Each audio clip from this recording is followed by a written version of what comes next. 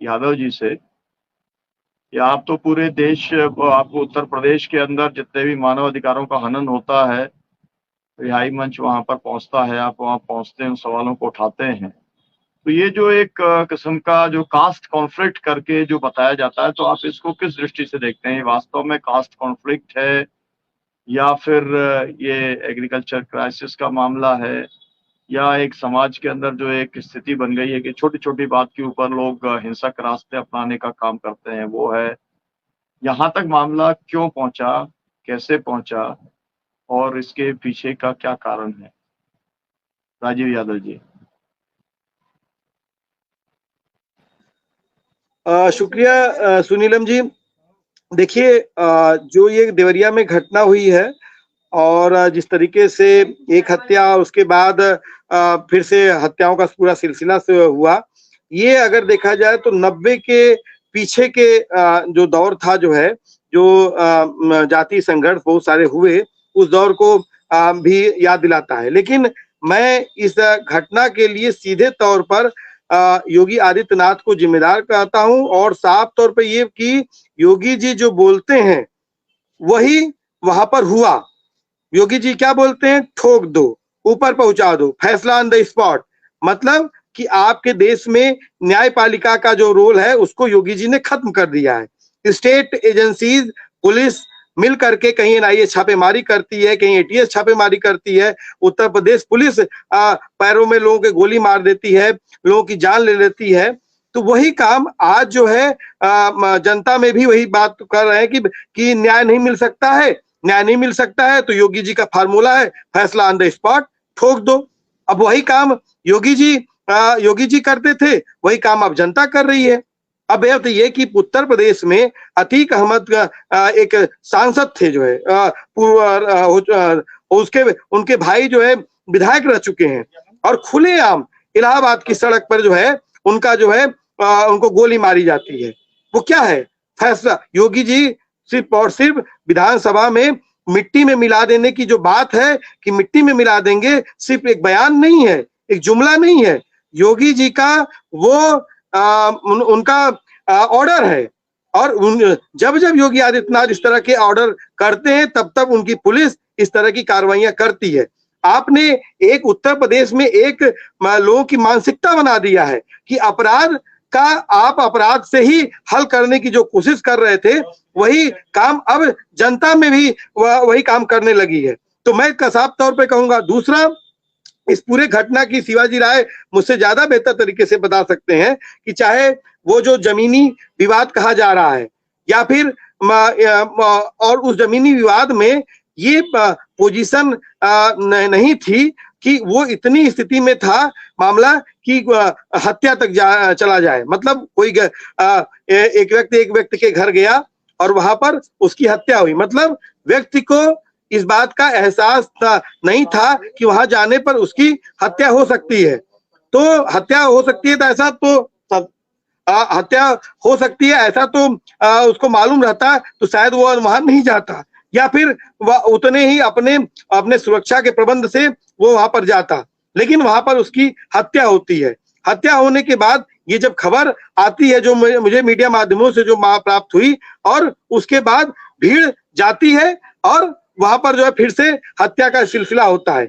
ये भीड़ का जो राजनीति है, ये भीड़ की राजनीति तो योगी आदित्यनाथ भी करते हैं, और इनके बजरंग दल के लोग, हिंदू युवा वाहिनी के लोग किसी मुसलमान, किसी दलित को जो है जब भी उनको एहसास होता है कि वो उनको जो है कि ये हिंदू विरोधी है, देश विरोधी, वो तय कर लेते हैं कि देश विरोधी है और इस नाम पर मॉब लिंचिंग कर देते हैं। तो यही काम तो जो है यहाँ पर भी हुआ है। तो अब आपका कितना बुलडोज, जब मैं खबरें लगातार देख रहा हूं, क्योंकि हमारे यहाँ 10 तारीख को एक प्रोग्राम है काशीराम मुलायम सिंह रामानंद लोहिया फातिमा शेख की पुण्यतिथि पर, तो उसमें मैं काफी व्यस्तता की वजह से बहुत सारी खबरें नहीं देख पा रहा हूं। लेकिन हम इस बात को कह रहे हैं कि जो पूरा का पूरा जो ये मॉब लिंचिंग जो का ट्रेंड उत्तर प्रदेश में हुआ, तो क्या इस घटना को इस ट्रेंड से क्यों अलग कर दिया जाएगा? इसलिए आप अलग कर देंगे कि ये योगी आदित्यनाथ या भाजपा या आरएसएस के जो अनुसांगिक संगठन है उनसे जुड़े लोग नहीं है? क्या आप राजनीति करते हैं, आप जो क्या कहते हैं, जो यहाँ पर जाति की राजनीति करते हैं, उसमें जिस तरह से आप यादवों को यहाँ पर एक शत्रु की तरह बिहेव करने लगे हैं। और खास तौर पे मैं कहूंगा कि यहाँ पर अखिलेश यादव चूंकि यहाँ के इसके पहले सीएम थे जो है, और जो और आप पूरी उनसे जोड़ते हुए एक जाति के लोगों के साथ बिहेव करते हैं, वो साफ साफ तौर पर दिखता है। तो मुझे लगता है कि ये जो पूरा फैसला ऑन द स्पॉट ठोक दो, ऊपर पहुंचा दो कि जो राजनीति है, ये घटना इस बात को बताती है कि उत्तर प्रदेश में योगी आदित्यनाथ ने एक बड़े जाति संघर्ष के उन्माद को बिल्डअप कर दिया है, खड़ा कर दिया है। ये एक विस्फोटक स्थिति पैदा कर दिया है कि अपराध को आप अपराध से खात्मा करना चाहते हैं। ये कौन से जो है संविधान और लोकतंत्र में लिखा है? ये देश संविधान और लोकतंत्र से चलता है ना। तो मुझे लगता है, और जहां तक आप कह रहे हैं कि प्रेम प्रकाश यादव के घर को बुलडोज करने के लिए, आप जब जब कोई घटना हो जाती है तब तब आपकी पैमाइश करने लगते हैं। हमें याद है नुपुर शर्मा वाले मामले में, जावेद पंप इलाहाबाद में, जिनका करेली में जिनका घर जो है आप बुलडोज कर दिया गया, वो घर किसके नाम पे था?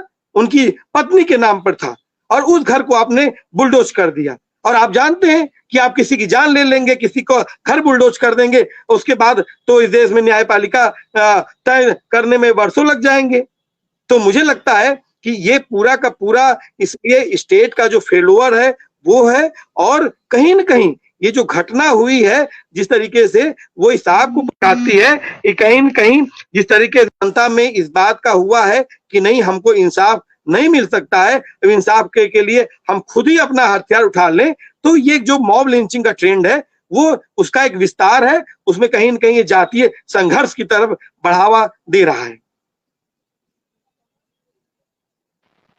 जी, इसमें राजेश यादव जी, हम लोग इसमें 2-3 जो बातें हैं जो सीएम ने कही, एक तो ये है, उन्होंने कहा है कि भूमि विवाद जो है उसके ऊपर बहुत ध्यान देने की जरूरत है अधिकारियों को, और उन्होंने कहा है कि इसमें जनपद और तहसील के अधिकारियों की जिम्मेदारी तय की जाएगी।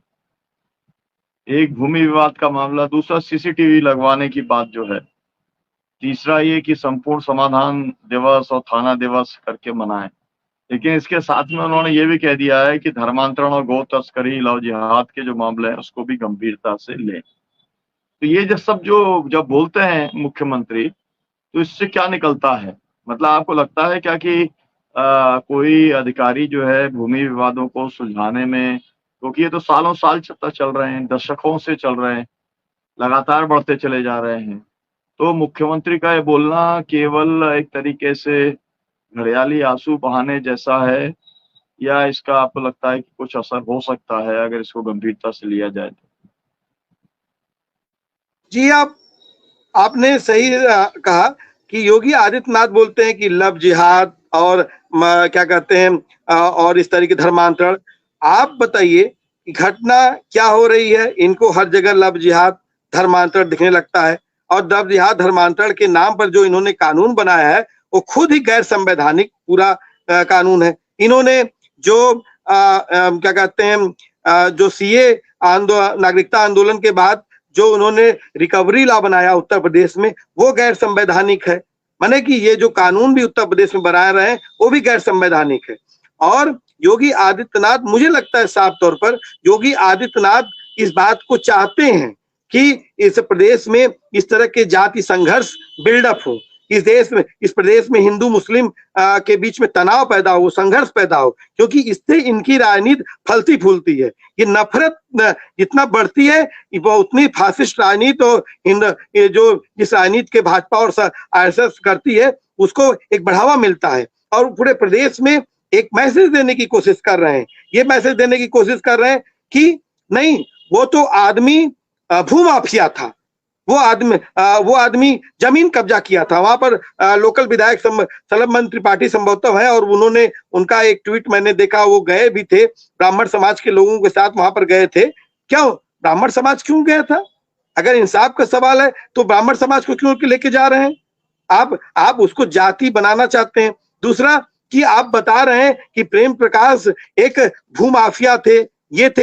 हर घटना के बाद आप भूमाफिया होते हैं। मैं तो इस आपके इस चैनल के माध्यम से मैं तो मांग करता हूं कि योगी आदित्यनाथ इस बात को कर दें कि इस पर कम से कम, मैं कह रहा हूं जनता का तो कराना इतना आसान नहीं होगा, एक सर्कुलर जारी कर दें कि एमपी, एमएलए, जिला पंचायत सदस्य, ग्राम प्रधान, बीडीसी, जो भी जितने इस तरह के जो जनप्रतिनिधि हैं, इन सब की पहले ही सबकी मापिंग करवा लें और निश्चित तौर पे मापिंग करवा लीजिए, देख लीजिए कि किसके पास कितना है। आपको तब याद आता है जब कोई घटना हो जाती है। और साफ तौर पे कह रहे हैं कि जो बुलडोजर की राजनीति, ये समझ रहे हैं कि हम बुलडोजर की राजनीति से हम इस बात को रोक देंगे, खत्म कर देंगे। दरअसल बुलडोजर कभी भी न्याय नहीं दे सकता है।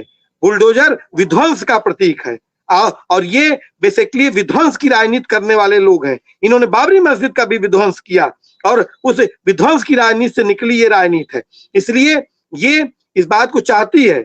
ये मैं साफ तौर पे कहूं, ये जो खड़ियाली आंसू बहा रहे हैं उस ब्राह्मण परिवार के लिए, और उत्तर प्रदेश में जो ब्राह्मण समाज को अगर लग रहा होगा कि योगी आदित्यनाथ ब्राह्मणों के लिए बहुत इंसाफ करने के जा रहे हैं, तो मैं साफ कहूंगा कि ये जाति संघर्ष को बढ़ावा देने की कोशिश कर रहे हैं।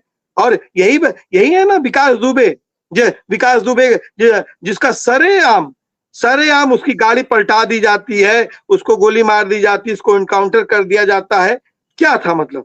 तो मुझे लगता है कि जो ये सर्कुलर, जितना भी मैं भी मीडिया में इस बात को पढ़ा कि ये जो भूमि वाला मामला है, और निश्चित रूप से जो आप बात कर रहे हैं कि भूमि के विवाद तो बहुत रहे हैं, लेकिन भूमि विवाद रहे हैं और भूमि विवादों में बहुत डिस्प्यूट भी आया है। मैं फिर से वही जानना चाहूंगा कि जो 80s 90s के दौर में, उसके पहले तो मुझे उतना बहुत नहीं है हमारे संज्ञान में, चूंकि मैं तो बहुत उसके पहले बहुत मैं था भी नहीं इस धरती पे, लेकिन जो भूमि संघर्ष हुए हैं, और निश्चित तौर पर जो ओबीसी की जातियां हैं, जो दलित जातियां हैं, इनके पास जमीन नहीं थी। इन्होंने जमीनें कहीं न कहीं जो अपनी मेहनत से श्रम करके इन्होंने इकट्ठा किया है, और वो कहीं न कहीं जो जमीनें ली हैं, जिनके पास जो जमींदार थे, जिनके पास जमीनें थी, वो जमीनें उनसे ली गई हैं। और वो कौन है? वो सवर्ण है। आज भी अनऑफिशियल आंकड़े में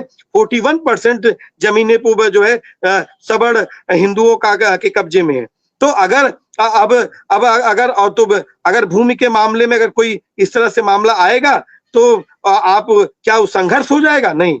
लेकिन वही जब उत्तर प्रदेश में सामाजिक न्याय की फोर्सेस का दबदबा बढ़ा, सपा बसपा का दबदबा बढ़ा, लैंड ऑर्डर की पोजीशन में जब ओबीसी दलित को एहसास हुआ कि नहीं हमारी सत्ता है और हम इसको तमाम चीजों को हल करेंगे, तो ये 90 के दशक के बाद देखा जाए तो ये इस तरह के भूमि संघर्ष या फिर इस तरह से जो हिंसात्मक संघर्ष है, इनमें कमी आई जो है, क्योंकि उसको कहीं न कहीं लगा कि नहीं हमको इंसाफ के मिल सकता है, हमको न्यायपालिका से इंसाफ मिल सकता है कहीं न कहीं।